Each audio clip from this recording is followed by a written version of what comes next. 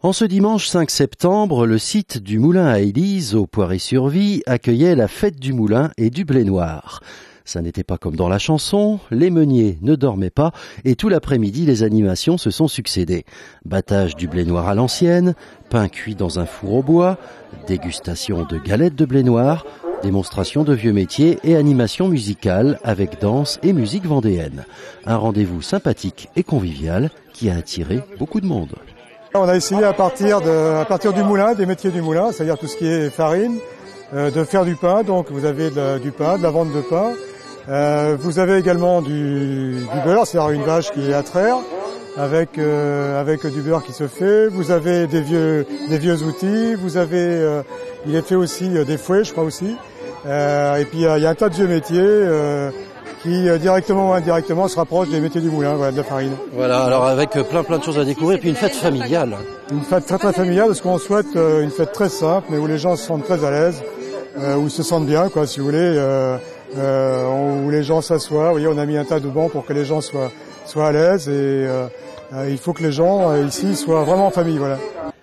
Les anciens ont pu retrouver les gestes qu'ils faisaient autrefois, tandis que les plus jeunes découvraient tous ces métiers qui étaient le savoir-faire de nos ancêtres. Mon travail, c'est surtout de sauvegarder ce patrimoine qui nous a été transmis, parce que nous on n'a rien appris, on nous l'a montré et puis voilà, c'est le travail maintenant de nouvelles générations et puis qu'on voudrait bien aussi retransmettre aussi à nos enfants, nos petits-enfants, à les plus jeunes, plus ou moins vieux. Enfin, tout ça, c'est un savoir, c'est plus un doigté. Il faut surtout, c'est au toucher qu'il faut travailler. Pour faire une bonne galette comme ça de blé noir, alors c'est les ingrédients, il faut quoi ?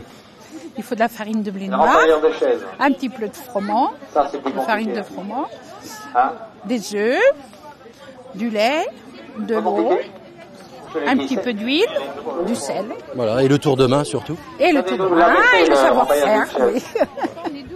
Moi, ce qui m'intéresse, c'est pas qu'ils regardent, c'est qu'ils mettent vraiment les mains dans l'argile pour sentir la sensibilité, la sensation que c'est d'avoir un morceau de terre, parce que ça vient de la terre, Gaïa.